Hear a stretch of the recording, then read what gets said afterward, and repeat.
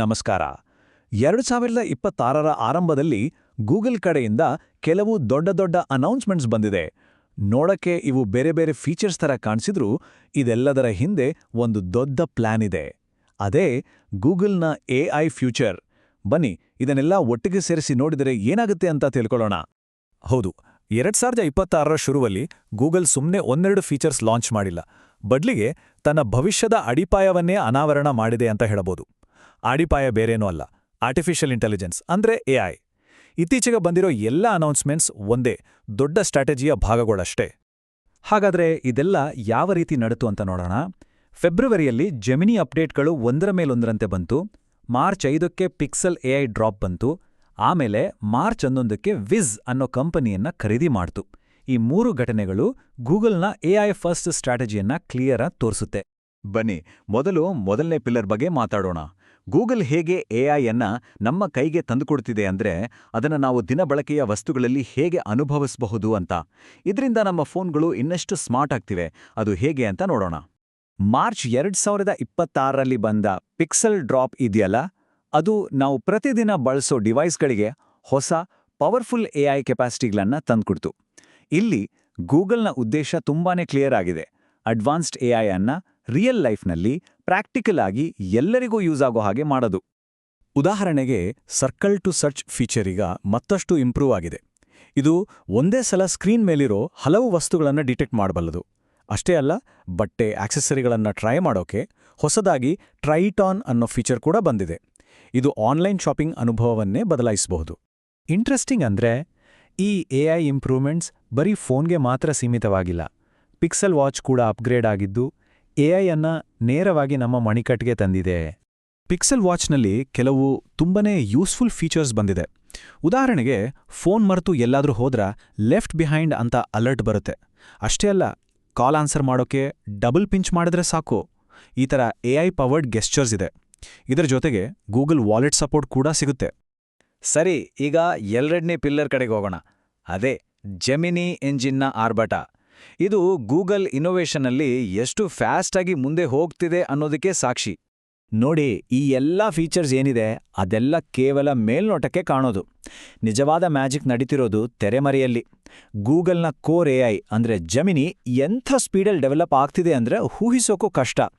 ಈ ಡೆವಲಪ್ಮೆಂಟ್ ಗೂಗಲ್ನ ಇಡೀ ಸ್ಟ್ರಾಟಜಿಗೆ ತುಂಬಾ ಇಂಪಾರ್ಟೆಂಟ್. 2026ರ ಶುರುವಲ್ಲೇ ಜೆಮಿನಿಗೆ ಒಂದರ ಹಿಂದೆ ಒಂದರಂತೆ ಅಪ್ಡೇಟ್ಗಳು ಬಂತು. ಜನವರಿ 28ಕ್ಕೆ ಕ್ರೋಮ್ನಲ್ಲೇ ಬ್ರೌಸಿಂಗ್ ಅಸಿಸ್ಟೆಂಟ್ ಆಗಿ ಬಂತು. ಫೆಬ್ರವರಿ 12ಕ್ಕೆ ಸೈನ್ಸ್ ಮತ್ತು ಇಂಜಿನಿಯರಿಂಗ್ನ ಕಠಿಣ ಚಾಲೆಂಜ್ಗಳಿಗಾಗಿ Gemini 3 deep think major upgrade ಪಡ್ಕೊಳ್ತು. ಮತ್ತೆ ಫೆಬ್ರವರಿ 19ಕ್ಕೆ ಕಾಂಪ್ಲೆಕ್ಸ್ ಆದ ಕ್ರಿಯೇಟಿವ್ ಪ್ರಾಬ್ಲಮ್ ಸಾಲ್ವ್ ಮಾಡೋಕೆ ಜೆಮಿನಿ 3.1 ಪ್ರೋ ಕೂಡ ರಿಲೀಸ್ ಆಯಿತು. ಈ ಟೇಬಲ್ ನೋಡಿದ್ರೆ ಈ ಹೊಸ ಜೆಮಿನಿ ಮಾಡೆಲ್ಸ್ಗಳ ಸ್ಪೆಷಾಲಿಟಿ ಏನು ಅಂತ ಕ್ಲಿಯರ್ ಆಗುತ್ತೆ. ಕ್ರೋಮಲ್ಲಿರೋ ಜೆಮಿನಿ ಟ್ಯಾಬ್ ಚೇಂಜ್ ಮಾಡದೆಯೇ ಮಲ್ಟಿಟಾಸ್ಕ್ ಮಾಡೋಕೆ ಹೆಲ್ಪ್ ಮಾಡುತ್ತೆ. ಡೀಪ್ ಥಿಂಕ್ ಮಾಡೆಲ್ ಸೈನ್ಸ್ ಮತ್ತೆ ರಿಸರ್ಚ್ಗಾಗಿ ಸ್ಪೆಷಲೈಸ್ಡ್ ಆಗಿದೆ. ಇನ್ನು 3.1 ಪ್ರೋ ಕಾಂಪ್ಲೆಕ್ಸ್ ಆದ ಕ್ರಿಯೇಟಿವ್ ಪ್ರಾಜೆಕ್ಟ್ಸ್ಗಳಿಗೆ ಬೇಕಾದ ಅಡ್ವಾನ್ಸ್ಡ್ ರೀಸನಿಂಗ್ ಕೊಡುತ್ತೆ. ಸರಿ, ಈಗ 3ನೇ ಮತ್ತು ಕೊನೆಯ ಪಿಲ್ಲರ್ ಕಡೆಗೆ ಬರೋಣ. ಅದೇನಂದ್ರೆ ಎಐ ಕ್ಲೌಡ್ಗೆ ಸೆಕ್ಯೂರಿಟಿ ಒದಗಿಸೋದು. ಇದೊಂದು ರೀತಿ ಇಡೀ ಎಐ ಇಕೋಸಿಸ್ಟಮ್ಗೆ ಒಂದು ರಕ್ಷಣಾ ಕವಚ ಕಟ್ಟಿದ ಹಾಗೆ.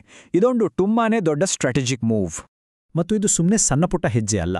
ತನ್ನ ಎಐ ಪವರ್ಡ್ ಫ್ಯೂಚರ್ ಅನ್ನ ಪ್ರೊಟೆಕ್ಟ್ ಮಾಡೋಕೆ ಗೂಗಲ್ ಮಾಡ್ತಿರೋದು ಒಂದು $multi-billion ಇನ್ವೆಸ್ಟ್ಮೆಂಟ್. ಆಗ್ಲೇ ಆ ದೊಡ್ಡ ನ್ಯೂಸ್ ಬಂದಿದ್ದು. ಮಾರ್ಚ್ 11, 2026ಕ್ಕೆ ಗೂಗಲ್ ವಿಜ್ ಅನ್ನೋ ಕಂಪನಿಯನ್ನ ಅಕ್ವೈರ್ ಮಾಡ್ಕೊಳ್ತೀವಿ ಅಂತ ಅನೌನ್ಸ್ ಮಾಡ್ತು. ಈ ವಿಜ್ ಇದೆಯಲ್ಲ, ಇದು ಕ್ಲೌಡ್ ಮತ್ತು ಎಐ ಸೆಕ್ಯೂರಿಟಿ ಫೀಲ್ಡ್ನಲ್ಲಿ ಒಂದು ದೈತ್ಯ ಕಂಪನಿ. ಹಾಗಾಗಿ ಇದು ಬರೀ ಒಂದು ಬಿಸ್ನೆಸ್ ಡೀಲ್ ಅಲ್ಲ, ಇದೊಂದು ತುಂಬನೇ ಇಂಪಾರ್ಟೆಂಟ್ ಸ್ಟ್ರಾಟಜಿಕ್ ಮೂವ್. ಹಾಗಾದರೆ ಗೂಗಲ್ ಯಾಕೆ ವಿಜನ್ನ ಖರೀದಿ ಮಾಡ್ತು? ಯಾಕಂದ್ರೆ ಗೂಗಲ್ ಕ್ಲೌಡ್ ಮತ್ತೆ ವಿಜ್ ನಡುವೆ ಒಂದು ಪರ್ಫೆಕ್ಟ್ ಕಾಂಬಿನೇಷನ್ ಇದೆ. ಗೂಗಲ್ ಕ್ಲೌಡ್ ಹತ್ರ ಎಐ ಮತ್ತು ಗ್ಲೋಬಲ್ ಇನ್ಫ್ರಾಸ್ಟ್ರಕ್ಚರ್ನಲ್ಲಿ ಎಕ್ಸ್ಪರ್ಟೀಸ್ ಇದ್ರೆ, ವಿಜ್ ಹತ್ರ ಕ್ಲೌಡ್ ಮತ್ತು ಕೋಡ್ ಸೆಕ್ಯೂರಿಟಿಲಿ ಜಬರ್ದಸ್ತ್ ಎಕ್ಸ್ಪರ್ಟೀಸ್ ಇದೆ. ಇವೆರಡೂ ಸೇರಿದಾಗ ಅದರ ಶಕ್ತಿನೇ ಬೇರೆ. ಗೂಗಲ್ ಸಿಇಒ ಸುಂದರ್ ಪಿಚಾಯ್ ಅವರೇ ಹೇಳೋ ಹಾಗೆ, ವಿಜ್ ಮತ್ತು ಗೂಗಲ್ ಕ್ಲೌಡ್ ಒಂದಾಗೋದ್ರಿಂದ ಬೇರೆ ಬೇರೆ ಕಂಪನಿಗಳು ಯಾವುದೇ ಭಯವಿಲ್ಲದೆ ಪೂರ್ತಿ ಕಾನ್ಫಿಡೆನ್ಸ್ನಿಂದ ಇನೋವೇಟ್ ಮಾಡೋಕೆ ಒಂದು ಒಳ್ಳೆ ವಾತಾವರಣ ಸೃಷ್ಟಿಯಾಗುತ್ತೆ. ಇದಕ್ಕೆ ಗೂಗಲ್ ಕ್ಲೌಡ್ನ ಸಿಇಒ ಥಾಮಸ್ ಕುರಿಯನ್ ಇನ್ನೊಂದು ಪಾಯಿಂಟ್ ಸೇರಿಸ್ತಾರೆ. ಅವರ ಗುರಿ ಒಂದೇ, ಒಂದು ಯೂನಿಫೈಡ್ ಸೆಕ್ಯೂರಿಟಿ ಪ್ಲಾಟ್ಫಾರ್ಮ್ ಕೊಡೋದು. ಈ ಎಐ ಯುಗದಲ್ಲಿ ಮಲ್ಟಿ ಕ್ಲೌಡ್ ಎನ್ವಿರಾನ್ಮೆಂಟ್ಸ್ ಅನ್ನ ಪ್ರೊಟೆಕ್ಟ್ ಮಾಡೋ ಕಷ್ಟದ ಕೆಲಸವನ್ನ ಇದು ತುಂಬಾನೇ ಸಿಂಪಲ್ ಮಾಡುತ್ತೆ ಅಂತ ಹೇಳ್ತಾರೆ. ಹಾಗೆ ವಿಸ್ ಕಡೆಯಿಂದ ಅದರ ಸಿಇಒ ಆಸಾಫ್ ರಾಪಪೋರ್ಟ್ ಕೂಡ ಮಾತಾಡಿದ್ದಾರೆ. ಗೂಗಲ್ ಕ್ಲೌಡ್ ಜೊತೆ ಸೇರೋದ್ರಿಂದ ತಮ್ಮ ಕಸ್ಟಮರ್ಸ್ ಎಲ್ಲೇ ಇರಲಿ ಅವರನ್ನ ಮಷೀನ್ ಸ್ಪೀಡ್ನಲ್ಲಿ ಅಂದ್ರೆ ಕಣ್ಣು ಮುಚ್ಚಿ ತೆರೆಯೋದ್ರೊಳಗೆ ಪ್ರೊಟೆಕ್ಟ್ ಮಾಡೋ ನಮ್ಮ ಮಿಷನ್ ಇನ್ನಷ್ಟು ದೊಡ್ಡದಾಗಿ ಬೆಳೆಯುತ್ತೆ ಅಂತ ಅವರು ಹೇಳಿದ್ದಾರೆ. ಸರಿ, ಈಗ ಈ ಎಲ್ಲಾ ಚುಕ್ಕಿಗಳನ್ನ ಒಂದಕ್ಕೊಂದು ಜೋಡಿಸೋಣ. ಈ 3 ಪಿಲ್ಲರ್ಗಳನ್ನ ಒಟ್ಟಿಗೆ ನೋಡಿದಾಗ ಈ ಯೂನಿಫೈಡ್ ಸ್ಟ್ರಾಟಜಿಯ ನಿಜವಾದ ಅರ್ಥ ಏನು ಅಂತ ನಮಗೆ ಗೊತ್ತಾಗುತ್ತೆ. ಇದೆಲ್ಲವನ್ನೂ ಒಟ್ಟಿಗೆ ಸೇರಿಸಿದಾಗ ಗೂಗಲ್ನ 3 ಮುಖದ ಎಐ ಸ್ಟ್ರಾಟಜಿ ತುಂಬಾನೇ ಕ್ಲಿಯರ್ ಆಗಿ ಕಾಣಿಸುತ್ತೆ. ಸ್ಟೆಪ್ 1, ನಾವು ದಿನಾ ಬಳಸೋ ಪ್ರಾಡಕ್ಟ್ಸಲ್ಲಿ ಎಐಯನ್ನು ಸೇರಿಸೋದು.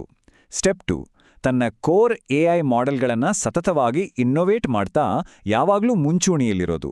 ಮತ್ತು ಸ್ಟೆಪ್ 3, ಈ ಸಂಪೂರ್ಣ ಎಐ ಪವರ್ಡ್ ಕ್ಲೌಡ್ ಎಕೋಸಿಸ್ಟಮ್ಗೆ ಎಂಡ್ ಟು ಎಂಡ್ ಸೆಕ್ಯುರಿಟಿ ಕೊಡೋದು. ಸೊ ಗೂಗಲ್ ತನ್ನ ಎಐ ಫಸ್ಟ್ ಭವಿಷ್ಯದ ದಾರಿಯನ್ನ ಸ್ಪಷ್ಟಪಡಿಸಿದೆ. ಇದೊಂದು ತುಂಬಾನೇ ಪವರ್ಫುಲ್ ಸ್ಟ್ರಾಟಜಿ. ಆದರೆ ಪ್ರಶ್ನೆ ಇರೋದು, ಇದರ ಮುಂದಿನ ನಡೆ ಏನಾಗಿರಬಹುದು? ಅದನ್ನ ಕಾದು ನೋಡಬೇಕು.